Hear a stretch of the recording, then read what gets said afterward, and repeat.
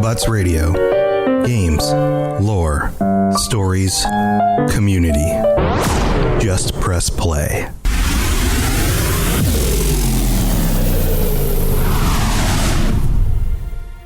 Welcome to the Fallout Lorecast, the podcast that explores the boundaries of our knowledge about the world of Fallout. Wastelanders, Vault Dwellers, it is Spooptober. It is time to get together with our patrons and talk about spooky stuff again. And I'm excited because we've got a full house here. Welcome to the Fallout Lorecast. This is Tom of Robots, and we're going to welcome in everybody who is joining us today to talk about really spooky stuff in Fallout. So I'm going to read out everybody's names, and then on the count of three, I want you to make the sound that correlates with maybe the spooky thing that you're going to be talking about. Here we go. We've got Pumpkin King. Oh, geez, I'm going to mess up your... can I say VO1D696? Is that cool to call you that? Darth Odin, Conman, Nova, AK Spartan, and Lil Green joining us on the count of three. Get ready to unmute and chime in with your spooky sound. Here we go. 1, 2, 3.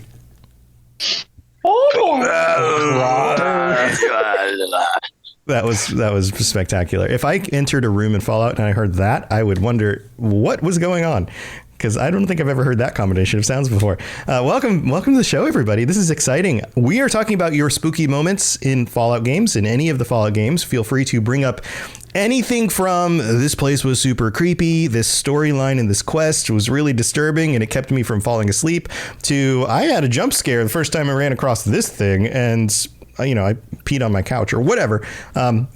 Share as much personal information as you'd like. Who would like to start us off? Who would like to kick us off? Who has a really fun story about a spooky moment they'd like to share? I'm just going to stare at everybody. All right, Darth Odin has a hand raised. Darth, welcome back to the show. What is your spooky moment? It's been a very big toss-up. I've been thinking about it all day.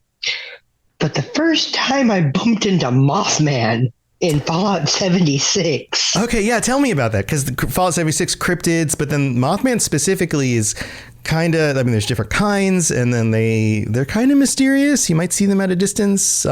Sometimes you see that actually put in the game are places that look like Mothman eyes as seen from a distance. That's not actually the Mothman. Like, the designers did that on purpose, so they knew they were going with something spooky here. What's your story? I think I was playing 76 with my brother or a friend of mine, and we were just, going along. All of a sudden I see these couple right eyes. And now I thought it was like the berries that you pick up for that looks very similar. But all of a sudden I hear this.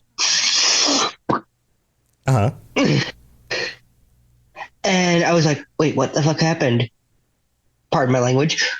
That's fine. I looked behind me, and it was, what's the aggressive one? The one with the red eyes? Oh gosh, the wrathful Mothman. I forget all the names. Yeah, it was the wrath. It was wrathful. I swear, I almost cracked myself seeing this thing. Did you attack it? Did it attack you right away? Did it just kind of blip around a bunch? Like, what happened? It blipped around a bunch, and then I tried to attack it, and then it just vanished. Oh, it disappeared. Yeah, sometimes they don't even stay and fight. They'll just leave. Yeah. It was. I was going to go with a glitch that I found in New Vegas, but I was like, no, Mothman seems like a better term. Yeah, that's interesting. Yeah.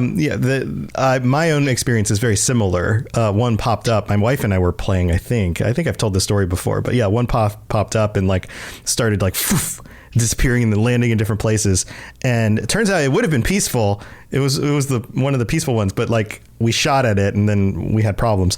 But yours just disappeared. It just spooked. It was just scary and just went away. How long between seeing him and coming across another one was it?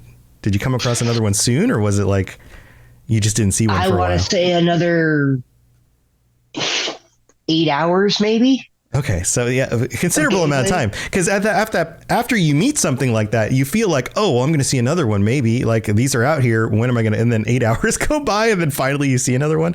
I kind of like that the experience is kind of limited, That's pretty cool. I would say the next one was a peaceful one. It had the green eyes and everything. So I'm like, okay, I know not to shoot this one because green means good. Yeah, I don't remember if the green one. I know the wise one is purple, and that one doesn't attack, right? Like, feel free to chime in. Remind me about this because it's been a little while since I've thought about all the different Mothman colors. What's the green one? Do you guys know? So the green one is the peaceful one. I don't remember what it's called, but the purple one is the wise one. Right. Which you usually see with the events. Right. And that one isn't necessarily, even if you come across it in the wilderness, it's not necessarily like... No, if you leave it alone, it'll leave you alone. Right. Okay. Yeah. So those are the two that are like, you don't need to shoot them because they're not gonna attack you. Yeah. Man, that's cool. How do you guys feel about Mothman encounters? Did anybody else have like a similar experience? Conman? Yeah, I very similar. The first time, it was pretty early in my Fallout 76 time. The first time I saw one, I was wandering around Flatwoods. I was maybe like level 13 or something. Mm-hmm. And I was just spamming the VATS button because that's what I do just to see if there's any immediate danger around me. Sure. And it flits over and there's a level 50 vengeful Mothman. And I just went, and then it teleported away. And in all the time I played, I've never seen another random encounter Mothman. That one time, and it just scared the crap out of me. I love that it's rare because like cryptid sightings in general should be rare, right? Like it should be the kind of thing that like, unless you spent the time in the game, you might not have a story about it yet, but you also don't expect it when it happens. Pumpkin? So one thing I'm pretty sure is your first encounter with Mothman, you're not going to fight it. I think they actually programmed it to be that way. Unless you shoot it and then it gets mad? Yeah, or I guess. Because like I've had my experience was the same way. It was where just roaming around vibing when all of a sudden I turn around and just like a couple yards away there's a Mothman, and I just kind of sat there going, what is that? Yeah, I feel like you might not even notice it the first time because like if you're just turning and it's like in your view but you didn't pick up on it visually and then you turn and go the other way, like, and it's peaceful, it may not come after you. It may just go somewhere else, right? Like, so you may not have even noticed your first. When no matter what, even if you don't shoot at it, it just it disappears. Yeah, that's pretty cool. All right, Darth, that's a good one to start us off with because Mothman's pretty creepy. All right, who would like to go next? We got Conman. Conman, first time. Welcome to the show. Thank you very much. I'm very happy to be here. No, when we talked about talking about spooky encounters or locations or quests in Fallout, the thing that immediately came to mind, when I'm sorry if I'm stealing this from anybody else, is the entirety of the Krivbekna and Dunwich storyline in Fallout 3. Yeah. This comes up a lot when we talk about spooky stuff. Yeah, I had a feeling it probably had. I haven't, where I'm at in the podcast life, I haven't heard any talk about it yet, but I figured it probably was a pretty common topic because there are all kinds of YouTube videos and theories and stuff about it too. It's a big topic in just the community in general. Yeah, Nate Perkapile is one of the designers that has worked on these games, and I've interviewed him before, and he designed the Dunwich building. I have a vendetta against him. And yeah, it is for me too. It was one of those moments where I worked my way through that building and I was like, this is singularly interesting and dark in a way that some of the other things in this game just aren't, which is pretty cool. I could have picked out pretty much the entirety of the Point Lookout DLC is just being creepy to me. Yeah, that's true. But that's specific. I mean, everything from meeting Obadiah Blackhall, like all the way through, even if you give him the book, when he then just gets up out of the wheelchair that he's been bound to the entire rest of the quest, like, okay. Right. And when you go to take the book to the woman and she's dead, she's been killed by the tribals or whatever. No, not the tribals. The swamp people. Yeah, there we go. Swamp people. Yeah. And it just, but specifically the Dunwich building itself, like I was a kid, like I was probably like 14 years old when I played through this for the first time, and I got lost in that building. There's something. It's such a. I've never had the experience going back to it where it took me that long to get through it. I got lost and was going through the same rooms and the same corridors for hours and could not find my way through that building. And the hallucinations and the flashes were just not doing it for me. Yeah. Did you read the notes as you went through? Like, I was listening to all of the the holotapes and like I listened to every single piece of it, hearing I can't remember the character's name, but the guy who you eventually find by the obelisk at the bottom, or by the spire or whatever, who like just slowly was going crazy. Yeah, it was an extremely unsettling experience, and to this day, anytime I do another playthrough of Fallout 3, if I go through that building, I have to do it during the day. I can't do it. Like, it's internally scarred me. As a now grown man, I have to. And the first time I did that, like, I hadn't fixed the Galaxy News radio like satellite dish yet, so I couldn't play it. I couldn't hear it that far away from DC.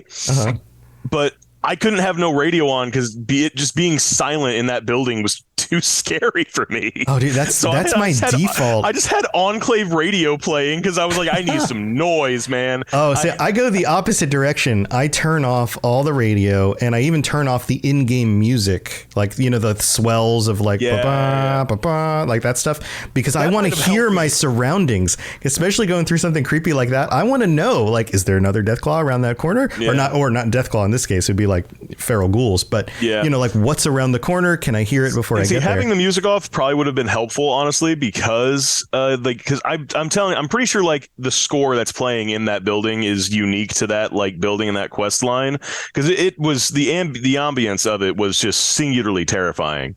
Yeah, and I can't get that experience out of my head, and I can't go through that quest line. I'll put it off for days.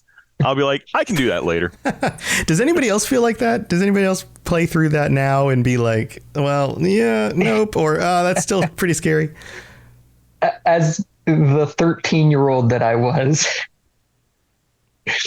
utterly terrified me. And I think there's a little fact that I found out that it's a very, very minute detail. You actually have to, it's when you enter the building, it's the direction you're facing, because when you're entering the building, you're facing south. But when you enter the building, you're turned north. Oh, so it automatically like turns you around. So if you walk in the building itself is backwards. Right. It's not that you're turned around. Right. But mentally you get turned around. Right. Yeah. So it's like this subtle detail to like immediately let you know that there's like something else. Like there's something weird going on. And with you talking about going through I was the same way, and it doesn't help that they programmed it so that the doors shut themselves. Oh yeah, that's true, because like that's an easy way to make sure you know you've been somewhere, is to leave the doors open. And then you also have the objects that get thrown in the building. Right. You got like the tea kettle that gets launched at you. Right. Oh man, yeah, that's something I remember. It's such a fun design. It's so I have to say, like, I don't think it would affect me as deeply if I hadn't experienced it in that way when I was so young or so much younger. I cannot go through that building. Or it was the perfect time to experience it because you got like the most creep for being, you know, like at 14, that's a good age out of it. Yeah. That's awesome. All right. Well, that's of course a classic. Thanks for bringing that up. That's a cool one. Who would like to go next? We've got, I'm just calling you V. V, you're up next. It's Void. Void. We'll just go Void with numbers after it. Yeah. So the creepiest experience I had so far, because I've only played 4 and a little bit of 76. It was in the marshy area in 76. And you got all those like tree houses and everything. And then I went through a town with, I think it was a Miss Nanny. Her name was Chloe or something like that. Okay. And then on the other side of that, there's a church. On the other side of like this lake thing, there's a church. And it's like a rundown church. Yeah. Mm-hmm. I know what you're talking about. Yeah. And I went in there, and there's a bunch of dead bodies and everything's destroyed, you know, Fallout. And then just looking around, looting everything, I hear this like groan from what sounds like it's outside. So I'm like looking through the windows, going outside, looking around. And then I go down the hallway, open the door. There's a massive Wendigo right there. Nice. And so I went, oh, okay, let's just shut that door. You're like, nope. Yeah. He just noped out. Did he notice you? Oh yeah. Yeah, it noticed me. But I just like gathered myself and went, okay, grab the shotgun, let's go. And so eventually I killed it. Okay. Yeah, right. I took it out. Yeah, because those can be pretty tricky, especially if you're earlier in the game. Like Fallout 76, everybody has been playing it for almost 5 years now, right? We're at the 5-year anniversary. So if you're like level 400 or whatever, it's like, yeah, kill the, whatever, shoot everything. They all die, right? But if you're like level 12 and you come across one of those things, that's a problem. Like that is a formidable foe. Yeah, I was level 12 or 13. Yeah. And I took care of that, and I took care of its little minions and everything, found the priest, and went on my merry way. Nice. So it wasn't too much of a problem. No, it wasn't too much of a problem. I kind of cornered it behind the little desk area there. Did you know that they existed before you came across that one? Or yeah, because I had just gotten past that episode in the Lorecast. Okay, because they initially, when you first ran into them, especially if you were picking up the game really early on, they look like just kind of a weird modified ghoul at first, and you're like, okay, what is that guy? Why is that one so weird, right? And you learn more about them, right? Whether listening to my show or playing through the game and learning more about the different kinds of things in the game. But yeah, initially it's like, what's with that weird feral ghoul? Like, I haven't seen one of those before, especially if you played the other games. So. Yeah, and after I killed it, I kind of got up close to its ragdoll self and just kind of looked at it and went, oh, so that's what they actually look like, because I had only known the audio version from your show. Uh-huh. And I looted it and everything, and I didn't know Wendigo teeth were a thing either. Yeah, okay, yeah. Which that kind of creeped me out too, because I looked at the jaw and I'm like, those could do some real damage. Right. Yeah. But I mean, they're for eating flesh. So there you go. Yep. Yeah. I'm sure you came across more as you continued to play the game. Did you ever go down in the caves and find the one down? Like there's a whole quest line. There's one down in like this cave area. So I'm still currently below level 20. This was very recently. So I'm still under level 20, and I think I'm still in that marsh area. Yeah, there's more to come. You will find more of them, and I hope you enjoy the experience. Maybe they'll be hiding behind a door in a creepy church or whatever. Nice. All right. Anybody else have any thoughts on Wendigos and that creepy stuff from 76? Man, there's still a problem at level 60. Forget level 12. They're not easy. They remain a problem. Yeah. I was going to say, like, I still have trouble, like, from the last time I remember playing. Like, it takes me a little bit to kill them. So I just default to, like, the shotgun that I have, because it's got some pretty decent perks to it. And it takes care of them relatively quick. Yeah. Pumpkin? I think... Yeah, early, especially when you're in that early level, it's definitely terrifying. I remember I had my first experience during the beta, and it was, this was back when the enemies didn't level to your character. They were already set. If you went to a certain area, they were already level 50. Right. Yeah.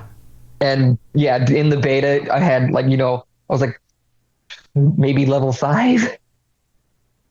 Out in the mire where he's in almost exactly where he's at, but further down at a abandoned radio tower. Mm-hmm. And we just hear, I'm standing with just a random that we were playing with, and I just hear shuffle, shuffle, shuffle. And I'm like, I know what that is, and I'm going to run. You identified it from the feet sounds? Nice.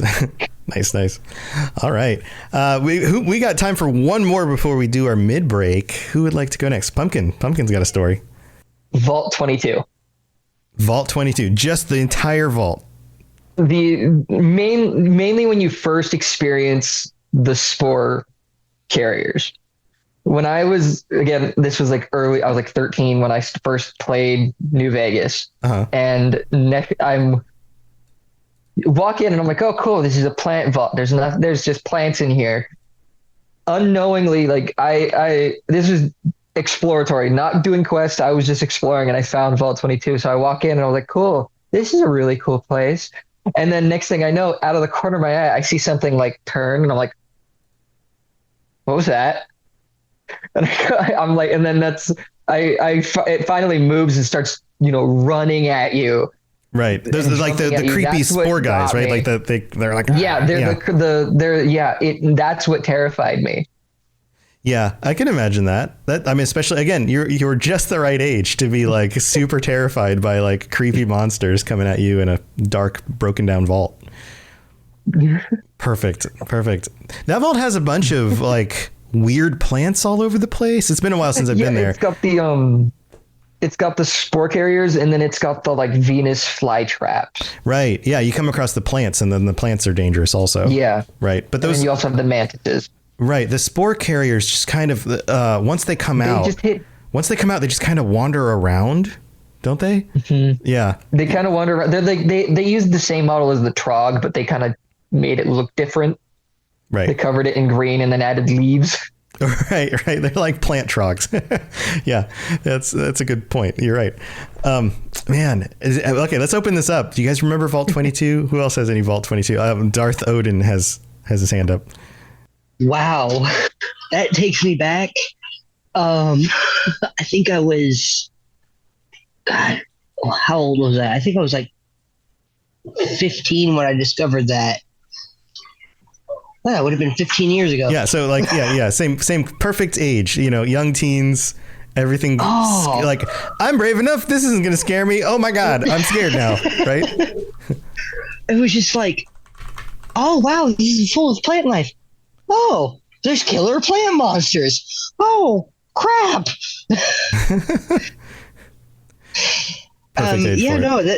I like when he said Vault 22, my eyes just like, oh no. Did you, this is open to anybody, but Darth Odin, did you ever nope out of one of those situations and just be like, all right, I'm not doing this right now. I'll come back later. Like, or did you just tough it out and you're like, okay, this is creepy, but I'm just going to make it through. I would say in certain situations I would have toughed it out, but that situation I noped out. You just noped out. You just didn't do it. Did you go back and do it later? Did you have to wait until you were older or just like later on in the game? Yeah, I had to wait till later on in the game because I think I was like level 12. Right. Yeah, you get better gear and you're more powered up and able to take stuff out. So from a mechanics standpoint, it isn't as scary when things die faster. Yeah, that makes sense.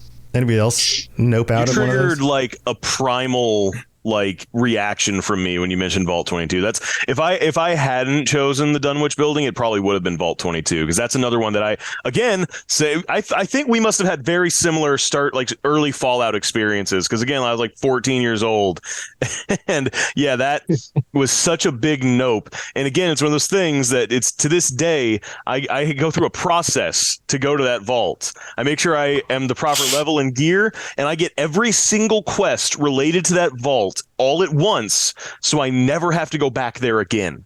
I do all of them. You just make it super efficient, right? Yeah, nice. Because I don't ever want to set foot in that place again. Also, talking about the spore carriers, the really depressing one that you find that's I think there's only two. There's only one or two of them. Yeah, there's one called the spore carrier runt, and in that room there is a baby stroller.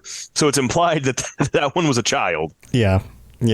That's so good. I posted this on X. We'll just call it Twitter because that's what it is. But Starfield came out, right? And Starfield has a very, very mild M rating. It's mostly a T rating, and then there's like drug use or something, right? But I was like, and I mentioned this for Elder Scrolls, but I hope it's true for Fallout because Elder Scrolls is the next main game they're going to be doing, and then they're going back to Fallout. But I hope both of those series have like a hard M rating because Fallout and Elder Scrolls are best when they're really dark, like there needs to be blood, there needs to be creepiness, there needs to be implied like terrible things happening to everybody, regardless of who they are. All of that, 100% for me. Any other thoughts, Pumpkin? Well, it was between 22 and then Gary. Yeah, I can't, yeah, it's scary in its own way. He took it from me. Oh, we'll have to get to the Gary vault. All right. No. Green, You can still use Gary. You can still talk about it. Yeah. But I was gonna you the can way I still wanted say- to introduce it. That's it. I'm sorry. Well, I was gonna be like, I was gonna say sorry. mine was just like Gary. You're just gonna I'm start. sorry. I'm sorry. like I had this. Why do I keep triggering you, Little Green? I did that last You month. could still do it after the break. You could just immediately say Gary. just cut out that just part. whisper it. from him. Yeah, whisper it. What was that, Nova? So I actually was going to choose 22. Thanks, Pumpkin. I had this entire like whole elaborate like story or like setup I was going to put into it, and then it's like Pumpkin says, "Oh yeah, I chose 22 because it's a scary plant vault." I'm like, biscuit.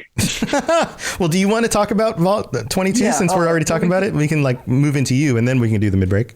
Yeah, because like the reason I was going to choose 22 is specifically because it just like obviously horror and like in the depressing atmosphere, but I just feel like 22 is probably one of the best examples and one of the most depressing scenarios that you can be in. Being enclosed within a airtight labyrinth, basically, where one person becomes infected and basically becomes a zombie, and slowly that spreads throughout the entire population.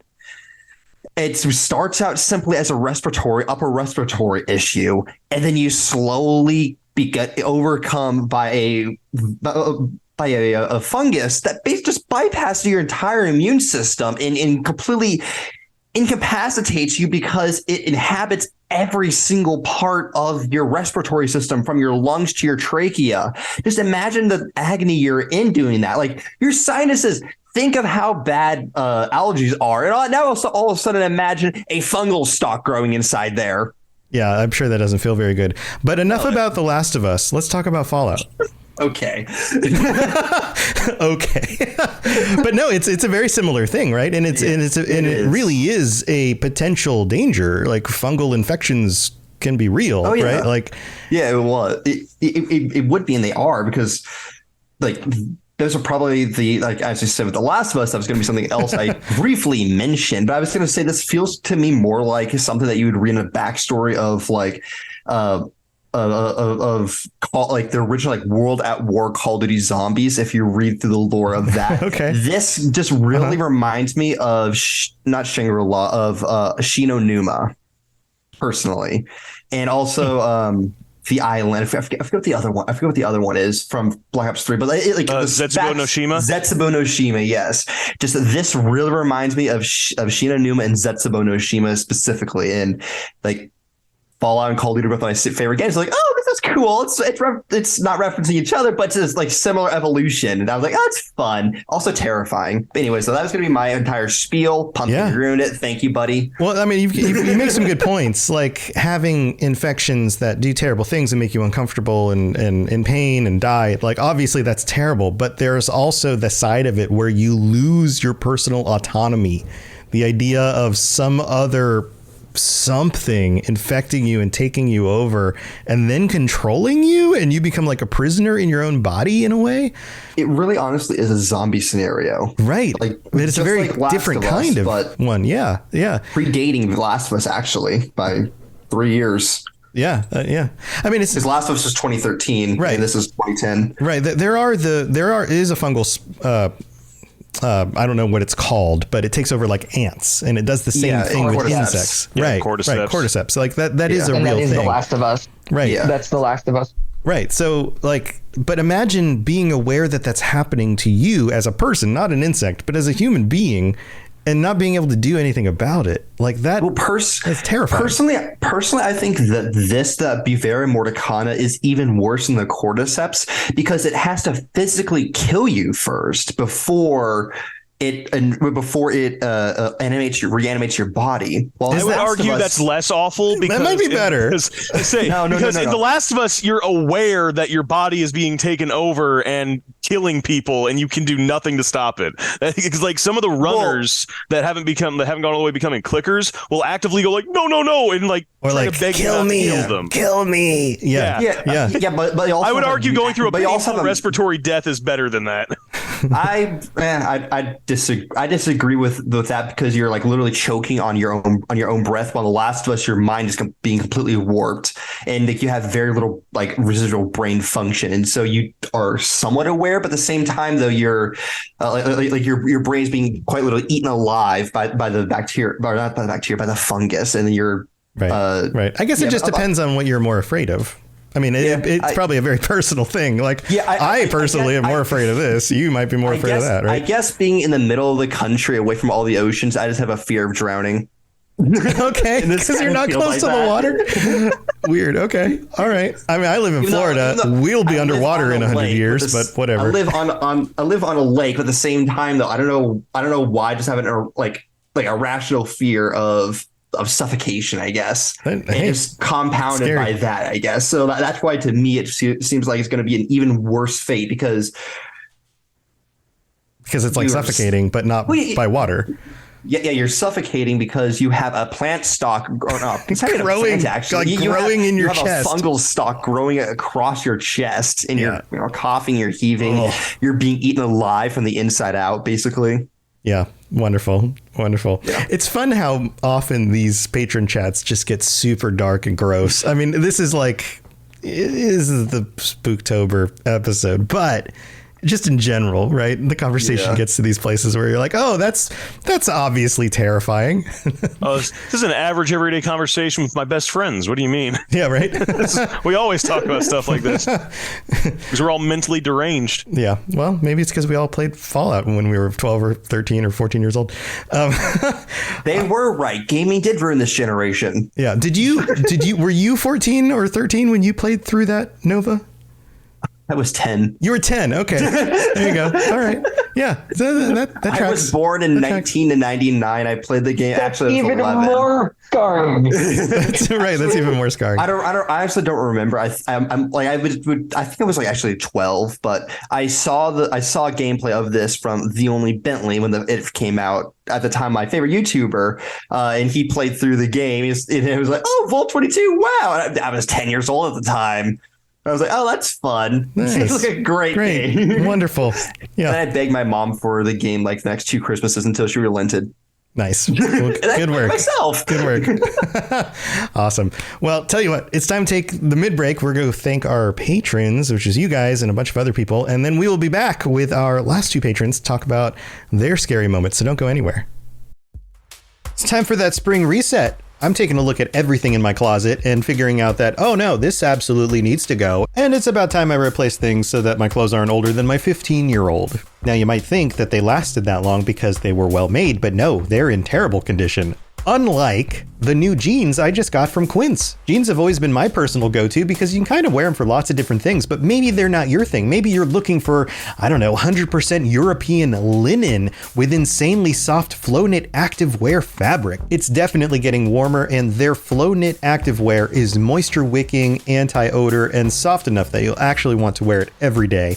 So pick out what you want. You can't go wrong because they have prices 50 to 60% less than similar brands. And like I said before, they are high quality. I continue to wear their clothes all the time, and I know that these new jeans are going to last me a lot better than the other things in my wardrobe. And on top of it, they look great. They're so comfortable, and I spent just as much on the jeans that I am now cleaning out of my wardrobe. So if you're looking for something better, just all around better, go check out Quince. So go do it right now. Refresh your wardrobe with Quince. Go to quince.com/falloutlore for free shipping and 365-day returns.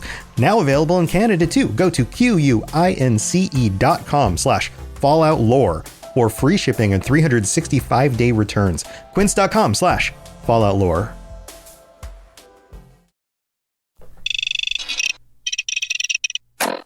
Hello there, old chap.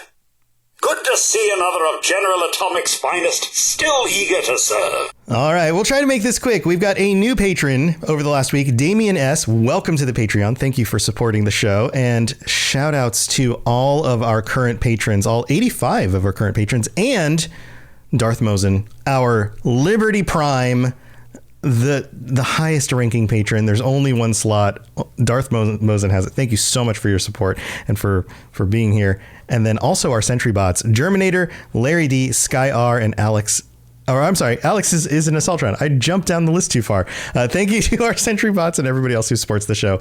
If you are interested in joining us for a chat just like this, or for getting some of the new t-shirts or ad-free episodes, a whole bunch of stuff you can get, go to patreon.com/followlorecast and check everything out.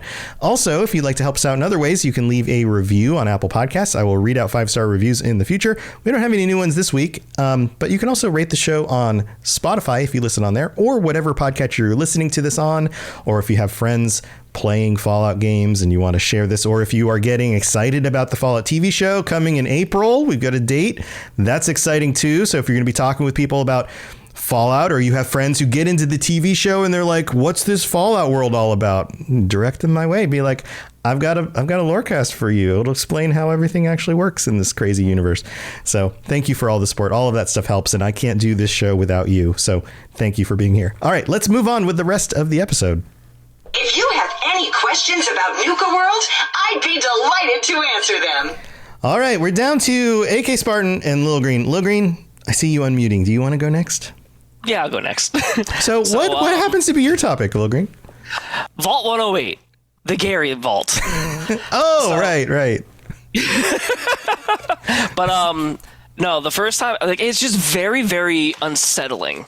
Like the first, because like when I went into that, I was probably 13 or 14. So I was same thing. Young, it's like everybody started playing these games when they were like early teens. Yeah. So, and it's just like, it's just, and then, but like at the time I didn't know much of the lore of it. I'm just like in here, it's like, why is everybody saying Gary? This is so unsettling. Why were the developers so lazy? They used the same character model in everyone. Yeah, but yeah. And then, like just reading into, like the lore of it, like it just gets even worse.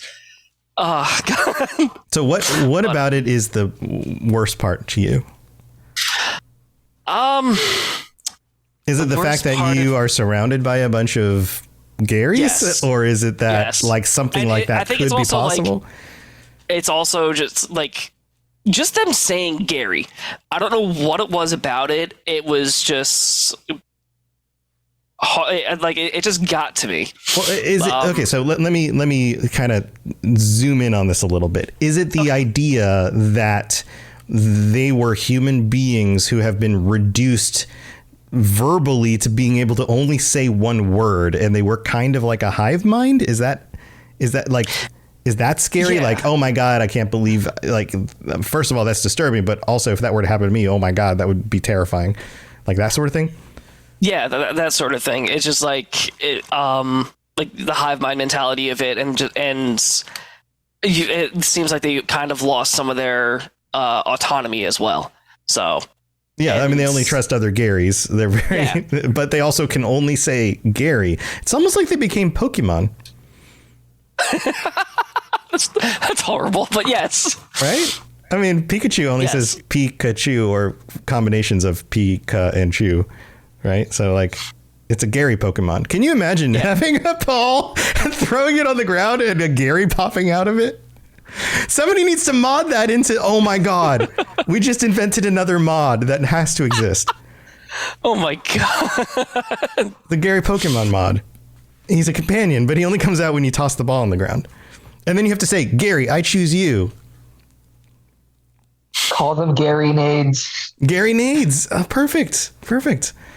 All right. So the Gary Vault. Anything else about the Gary Vault you found disturbing? Did you just murder all of them, and then you also found that disturbing because you're like, I just murdered all of this? Well, like at the point, like it's just like, all right, I just kind of gritted my teeth and went through it as fast as I could. It was like, all right, I need to get in and out of this as quickly as I can. And I think at one point I did even like mute the volume, and I was just you're like, enough of the Gary to sound. Just like volume off. Yeah, it was like it was mentally getting to me a little bit, just because like, all right, like it's because you couldn't differentiate like how many were in there, from what direction they were coming from at times, and it's just like, no, I'm just gonna hit that and my perception and like just look at my compass and see where people are. Oh my God, all of this talk about stuff that showed up in Fallout 3 makes me really hope that like they're remastering it and putting it back out soon, like that actually happens, because it would be really cool to go through that again. But like, with modern graphics and, you know, all this extra stuff that they've worked into like 76, but actually working in Fallout 3. That would be great. All right, let's open this up. Who has any other Gary thoughts? Thoughts about Gary? So you could be scared of Gary all you want, but the amount of the iconicness of that vault still lives on to this day and is even referenced in Starfield. Yeah, it is one of the first vaults that most people think of when they think Fallout vaults. They're like, oh yeah, the Gary one. It's the iconicness of that vault and the fact of you just be walking around the vault and in the distance you'll just hear Gary. Yeah, the voice acting I think is a big part of it as well. I don't remember who the voice actor was for Gary, but like the Gary, like the way you did it, like that, like drawing out, like I'm looking for you, but I'm only saying Gary while I say that. Yeah, that's pretty good. That's pretty good. Anybody else want to chime in about Gary? There's also that poor Gary you find in the Operation Anchorage DLC that the Brotherhood outcasts just murdered to try and get his Pip-Boy. I mean, that is tragic.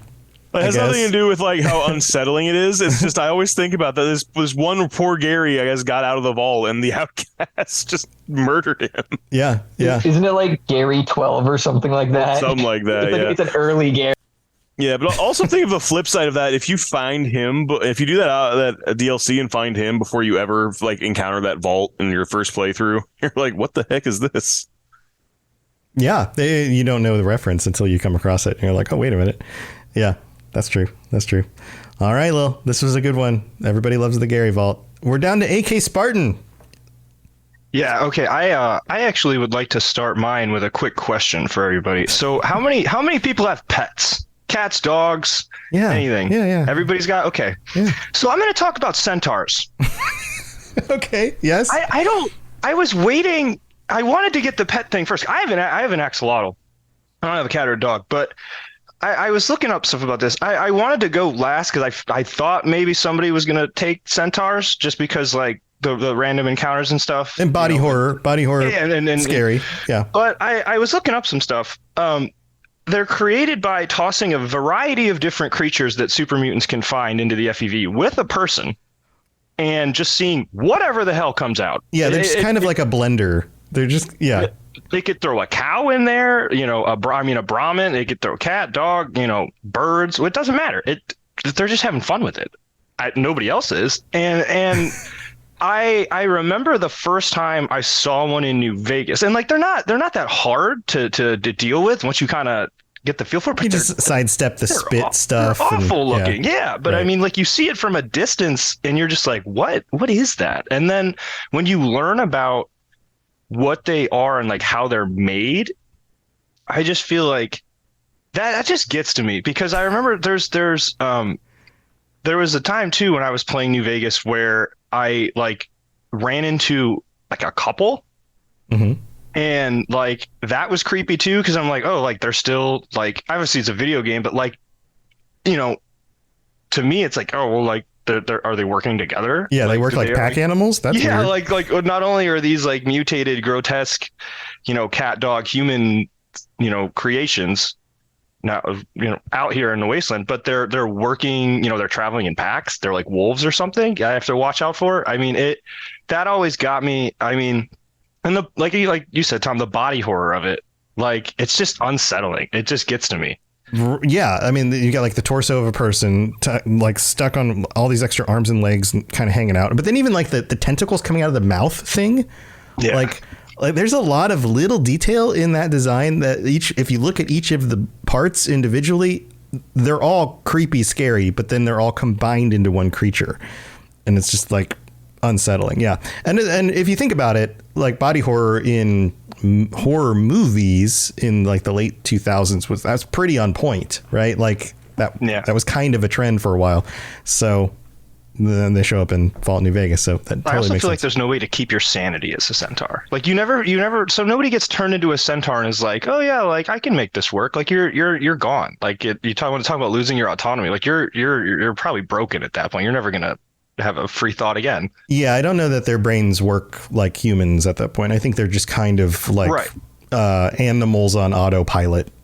just kind I of. think there is a lore entry somewhere regarding that, where like it does like shatter their psyche in some way, shape, or form. I thought there was some. Yeah, there was some. I thought there. I didn't want to say it because I wasn't sure if I remembered that right. But I thought there was something about somebody being turned into a centaur and then seeing their reflection and it. Yeah, that rings a bell. Yeah, and okay, I'm not sure if that would be in Fallout 1 when dealing with them like originally, or if that was something maybe in Vault 87. I think it is in Fallout 3. Is it 87? That's a good question. I don't. Yeah, 87 sounds familiar. But I did think I remembered that too. Yeah, I'll have to look that up again. There's all sorts of that kind of stuff in Fallout is so dense across so many games now that oftentimes stuff like that comes up and it's like, oh yeah, that does sound familiar. And what's funny is like you go back like 200 episodes, it's like, oh yeah, I did an episode about that, but that was like 4 years ago. But yeah, you come across stuff like that and you've got to go look back up again. Yeah, centaurs. Who else wants to talk about centaurs? Anybody else find them particularly unsettling? Pumpkin? So it's they're terrifying. But if you saw the cut content for 4, you would know that the centaurs were supposed to be there, and they were like 100 times more terrifying. Yeah, it's more recent Fallout games have gotten, and I mentioned this earlier, have gotten a little bit tamer. Like there are weird creatures in 76, but like a Snallygaster isn't as disturbing as a centaur, in my opinion, because it looks less like a person, right? Like a centaur. And I think that's a creature they need to bring back for 76 is the centaur. Centaurs. Oh yeah. Yeah, the centaurs being replaced by the. Oh, sorry. I was gonna say the centaurs being replaced by the mutant hounds in Fallout 4 was always a huge downgrade to me. Yeah, I mean, dogs are always kind of a problem in games because they're faster and they're harder to shoot and stuff. Yeah. But like, they're not as scary for sure. Nova, did you want to chime in? Yeah, I was going to say that the centaurs, like, well, kind of like how AK Spartan was just saying, just the amalgamation of just many different creatures into one itself has just its own horror factor because, like you do wonder if, like, since they can move all of their arms at the same time, if the nervous system, because obviously the nervous system is going to be connected, then so does that mean all their brains of the cat, of the dog, of the bird, or whatever else goes into it is also functioning at the same time? Well, that's a good question. So are there overloading? Yeah, are there multiple brains like moving different parts of their bodies, or are those brains? Is there still just one central brain? Because one of the things they've shown is that human brains have enough plasticity so that if you were to say attach like Dr. Octopus arms on a person, our brains would be able to figure out how to manage them as extra limbs and eventually with practice be coordinated. Like that is built into our brains to be able to do. So something like a centaur could actually work just using a human brain, but it's also very disturbing to think about like, oh, there's a dog brain in there somewhere too that's moving some of the arms. Like that gets even more weird. Well, no. What I'm saying is like if their psyche was broken because it's multiple different brains that are obviously competing with each other. Yeah, that are competing. And if that just the mental stress of that is what breaks them, or is the actual like process of going through getting combined to other things, or is it just like the horror of it? Yeah, or the horror of it, because like. I don't know. I'm thinking about it, and just like, because imagine having like a dog like in the back of your mind barking as you're trying to do everything. And like that's literally that sounds like my house when I try to record some days. And no, but it's in your. I know, because I have my gunny boy over there on the couch, and he barks at birds that fly past the house. It gets very annoying. Yeah. But this would be mentally though. Oh yeah. Inside Absolutely. your head, because. Like, we don't know how dogs think, honestly. Like, we don't know if they have the same thought process as us, or if they're like vocalizing or if they vocalize their thoughts in the way that we do. And I would imagine it's in that same way. Yeah, I would imagine it's a series of just like images and feelings and like smells and things like that. Like most people. Some people cannot hear words in their heads. Some people cannot see images in their heads. Most people can. It doesn't mean that people who can't are disabled compared to other people. They just process things in different ways. Like they'll use different parts of the brain to process words or images. But they just can't see them the way other people can. Again, all of our brains are different, right? So I'd imagine something like a dog probably probably recognizes smells or even can think of a smell before actually smelling the thing because they're reminded of it or whatever, but they don't actually think the words yummy smell food. Yes, I know. Right. I know what I know, like the olfactory sense of a dog's brain takes up the olfactory sense of a dog takes up roughly 30% of their brain. And that's what we primarily use in the dog training world in order to get the dog's motivation to do anything like that. Yeah. But and that would be I'm agreeing with you. That would be overwhelming to a human brain experiencing that coming from the dog brain. Yeah. That would be crazy. I'm just going down a rabbit hole because I'm thinking it's like, oh my God, like imagine trying to think of the way a dog is, but at the same time you're trying to think of the human is, and like, is that what breaks you mentally, or is it the entire process or combination of everything? That's a good point. Like, it totally could. It's weird to think about. Yeah, absolutely. I'm totally agreeing with you. Yeah, just the different ways that you would process all of that, just breaking you. Spartan, do you want to chime in? Anything else about this one? I think the what Nova said about the different brains really kind of just unlocked a whole new level of creeped out for me, because and also I mentioned the cats and dogs at first, but like I said, I have an axolotl. So like, I'm like sitting here thinking like, I'm going to come out of there with gills. I'm going to be like, I'm going to be a mess.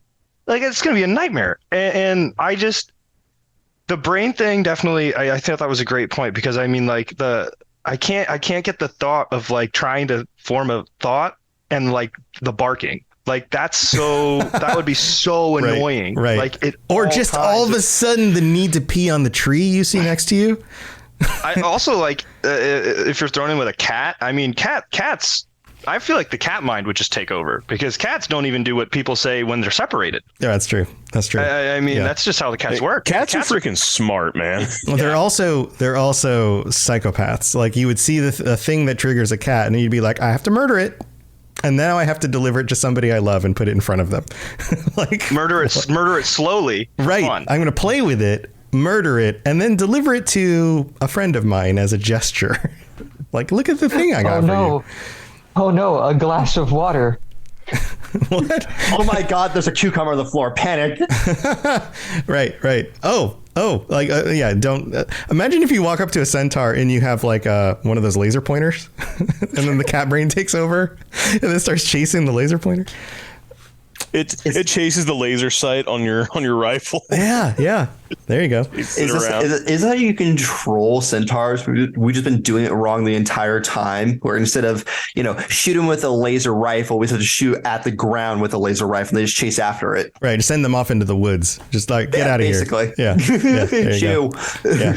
All right. Well, this was a lot of fun. This is another good one, Spartan. It's creepy stuff in Fallout. It's kind of a never ending smorgasbord of stuff, but thank you for joining me, everybody. We got to wrap this up, and we're gonna go back through everyone, and feel free to say, like, here's the thing I want to shout out, I'm working on it, and this is how you can get a hold of me, or whatever. Or you can just say, hey, glad to be here, thanks for being here, see you later, whatever you want to say. Let's just go through in order that I see you guys on the screen. We'll start with Pumpkin King. You got anything going on, Pumpkin? Well, you can find me, of course, on my Twitter, the I think the Pumpkin King, with the I's turned into ones and the E it turned into a 3. You can always find me there, or you can always message me on Discord. I'm in the Robots Radio Discord if you want to talk. Nice. Yeah, there's a bunch of people on our Discord at this point. So yeah, join us in there. Thanks for joining us, Pumpkin. All right, Void, you're up. You can find me on the Discord. My name is the same as it is right here. V01D696. I'm also on Twitch. I'll probably be streaming later tonight. Awesome. And that's your Twitch name too? That's your Twitch channel? Yes. Yep. Awesome. Cool. All caps. Go check out Void's Twitch channel. Awesome. All right, Darth Odin, you're up next. Yeah, I'm going to just be streaming here and there. Under Darth Odin specifically? What's your account name so people can follow you? We'll give it a second. Are you playing Fallout? Yeah, actually I am. Odin the Hooded One 93. It's all one word. Got it. Odin the Hooded One 93 for Fallout stuff. And which Fallout are you playing? Right now 76. Okay, cool. Yeah, 5th anniversary coming up. That's pretty cool. Awesome. And otherwise they can reach you on the Discord? They can reach me on Discord or on Facebook as Ian Hedges. Cool. All right. Well, thanks for joining us again. Conman, you're up next. You got anything you want to shout out? Yeah, you could find me on, I have a TikTok, at cgoody98. That's all lower cases. And I also have a Twitch, cgoody22. You can find me both of those. I haven't posted a video or streamed in quite a while, but I've got my free times opening back up here soon. So hopefully I'll be able to be active on both those platforms again. One of the things I had been doing on Twitch that I'd like to get back into was a Fallout New Vegas hardcore mode One Life attempt. So that would be fun to get back into. And you could also reach me on the Discord under Conman517. Awesome. Well, thanks for joining us. Nova. Very happy to be here. Yeah, awesome. Nova, I know you've got stuff. Hello, I do. I have a YouTube channel, which is Supernova, capital S, lowercase UPER, capital N, 0, capital V, capital A. Look for the golden retriever icon. I just posted a video not too long ago, 5 days ago, about the sociopaths, the scientific sociopaths of America in the Fallout universe. Nice. So it's a video, like, that's just the catchy title. It's a video specifically about the unethical scientific corporations and the defense contractors of pre-war America. It's probably going to be an ongoing series over the next few months or something like that. But first entry is about West Tech, Volt Tech, and Big MT. I'm working on a video tonight. I'll be working on a video about Sunset Sarsaparilla, and so that would be what I'm going to be posting next, and so I'm very excited. Yeah, nice. Sunset Sarsaparilla. Hey, Sunset Sarsaparilla. That's every time I hear the name, I have to say it in like an old timey like prospector voice. Oh, give me some Sunset Sarsaparilla. So funny you say that. While Odin was talking, I was rehearsing saying it like that. Ironically, I'm going Sunset Sarsaparilla, but I couldn't get it to the tone I wanted to, though. Yeah, it's the appropriate. It's the only way you're supposed to say that. Yeah, awesome. Well, go check out. After Sunset Sarsaparilla video, I'll be posting a video about the Navy, about Air Force, and Coast Guard. So that would be a follow-up to a previous video I did a couple months ago. Cool. Supernova, right? Supernova? Yes, sir. Supernova. I'm also on the Discord. Hit me up there if you really want to, but I tend to not really check it all that much. But if you do send me a direct message, I should respond within a couple minutes. Awesome. Thanks for joining us. And then AK Spartan, you don't have anything going on, do you? I don't think I actually have much going on. I'm definitely on the Discord, and people can hit me up there for my BattleNet. I've been playing a lot of Diablo 4, but I actually am also the newest member of the Rocket Club. What? And yeah, Tom, you didn't know that, did you? Oh, I just found out right now. I totally didn't. Okay. I totally didn't know. I totally slipped my mind too. Yeah. No, but so that is something I'm doing. I know that I've talked a lot about maybe streaming some Elden Ring, and I'm coming at you with the Elden Archives, a From Software Lorecast. So that's what we're cooking up, and I'm excited to get that going. That'll be coming up with the first couple episodes pretty soon, and I'm excited to get that going. Yeah, dude, I'm excited for that too. That sounds like, honestly, that was something I had considered if I was to branch out and do other shows. I was like, Elden Ring lore is pretty cool. Maybe I could do something about that. But I'm glad you decided to pick that up, because now I can just listen to it and I don't have to make it myself. So that's cool too. But yeah, good luck with that. And I'm sure you'll fill us in next time with more details. Absolutely. Yeah. Thank you. Awesome. And then Lil Green, wrapping us up, Lil Green. Gary. Oh no, he found the sound clips. Oh no. I saw that grin on your face and I was like, he's up to something. Nicely done, sir. Thank you. All right, but well, everybody could always either find me on the Discord. I think just Lil Green on there, or if you want to see some of the stuff that I do photography wise, you can look up Lil Green _photography on Instagram. I got a couple things I'm just always forgetting to put out. So and I might be joining Pumpkin King sooner or later on Fallout 76 with his shenanigans. Nice. Shenanigans, always welcome. Yes. Awesome. Well, good luck with all that. And thank you, everybody, for being here. these are always super fun. So thanks for joining me. And you know where my stuff is, robotsradio.net for all the different shows. Starfield Lorecast is going well. Elder Scrolls Lorecast is still going. Got all the budget content for you to check out if you're interested in any of those other games. So thanks for being here. I'll be back next week with another regular episode. But until then, stay safe out there because there's a bunch of spooky stuff out in Fallout. And we'll see you next time. Bye, everybody. To plug into everything else we're doing, check out robotsradio.net. Reach out to me on Twitter at robots_radio. Check out the Robots Radio Rocket Club, where you can join me and a bunch of our other creators creating your podcast, starting a new podcast, or helping your current podcast grow. There's more information about that on robotsradio.net as well. And you can always talk with us and the entire community, over 2,000 people on the Robots Radio Discord. Come join us. We'd love to chat with you. See you guys next time.